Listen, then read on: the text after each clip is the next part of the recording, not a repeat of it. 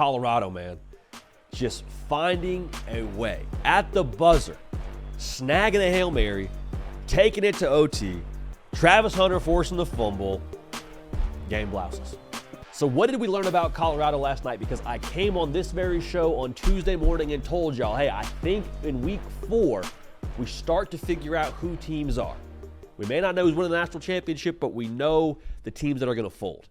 In Colorado, man, they did not fold by any stretch of the imagination, and they had a lot of opportunities to do so. So we'll talk about that right now. Make sure you are subscribed right here to the On3 YouTube channel, College Football. Nothing but college football on this show, The Hard Count.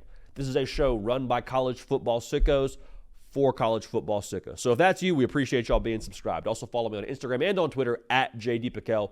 Would love to hear y'all's thoughts on this game. So here's the tricky part about talking about Colorado.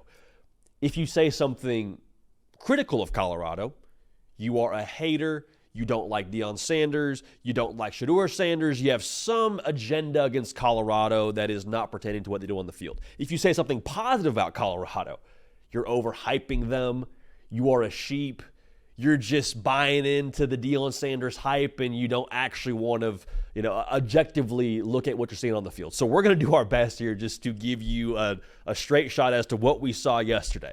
Final score, 38-31. Is Colorado winning the national championship? It's a flaming hot take there, Cotton. I don't know if I could buy into that, but is Colorado the same team they were last year? I came on this show a few weeks ago and said, hey, I don't see much difference here. I don't see much difference. Is Baylor a world beater? Probably not. But to say that we saw this same kind of mentality from Colorado a year ago, I think would be a stretch. Because to me, what we saw yesterday from Colorado, we'll talk about the dramatics at the end of the game in a second, but like the grit test that we saw from Colorado in this game. I know it's early in the year. I understand a lot of people have questions about how they'll finish the year. That's, something that the end of the year is going to tell us, but there were multiple times where Colorado could have just hung it up, thrown in the towel, went down by 2 scores, 24-10. Baylor runs back a kick. They have a quarterback run that puts them up 2 scores. And, there was a couple of times you could say, okay, is Colorado now? They've already lost a game to Nebraska, starting to feel like Baylor's gaining momentum and they're gaining, some physical leverage on Colorado. Is Colorado going to just say, all right, you know what, we're good? Never saw that. Never saw that. In fact, the opposite, I saw multiple times now in 4th and 1 scenarios where Colorado bowed up and found a way to get it done. They had a big stop on 4th and 1 defensively, and then they also, granted it was towards the end of the game, but they found a way on 4th and 1 to get a first down to set up that Hail Mary.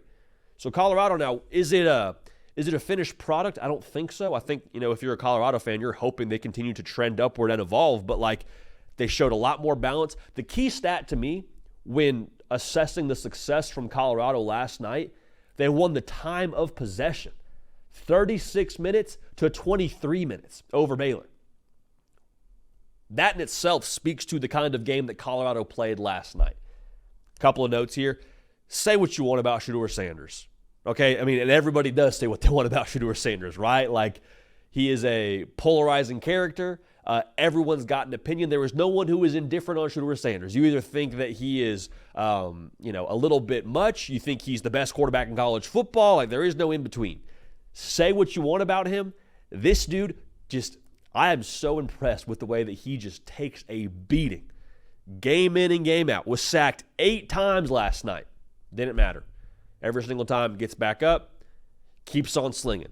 Stands in there, keeps on dealing. Stands in there and keeps on finding a way for his team to ultimately win this football game. The resilience that takes, and people talk a lot about Colorado having no substance and having them be a team that's all about playing for clicks and this, that, and the other, and say what you want about that.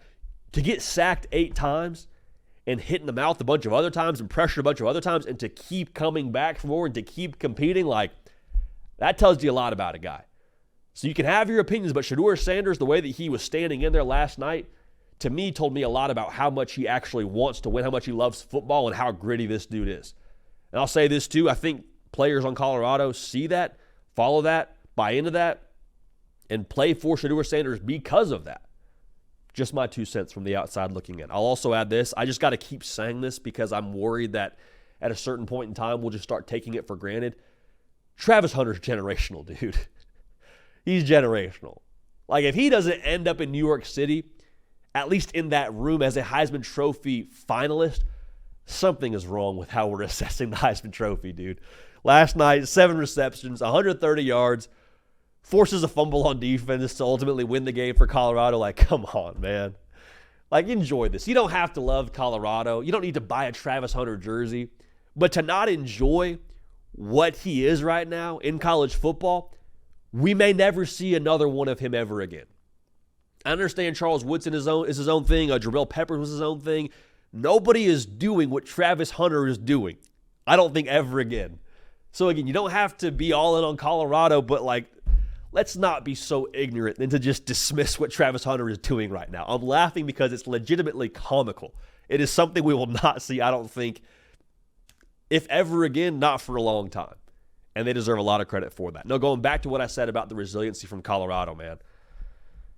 Down for a lot of this game, found a way to scratch and claw and fight their way back and put a drive together. A drive's a strong way to say it.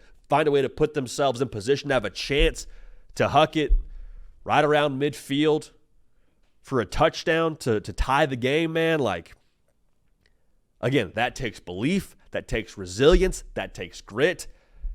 And that's kind of been the knock on Colorado, honestly. I think a lot of folks, myself included, have questioned, like, all right, yeah, they got a lot of ability on the perimeter, but, like, can they come back for more when they get punched in the mouth? This game, say what you want about Baylor and what they'll be the rest of the year, remains to be seen, but, like, to be down by 2 touchdowns, to find a way to push to OT, and to win on defense now, mind you, found a way to defensively make the play to win the football game at the end of the whole thing in overtime. Again, everyone's going to have a take. There's going to be a lot of people that comment on this video saying, dude, you're overhyping Colorado. A lot of people that say you're a hater on Colorado for having some qualifying things you say before you say something about Colorado. But, like, at the end of the day, man, you found a way. Found a freaking way. And honestly now, in college football, that is all that matters.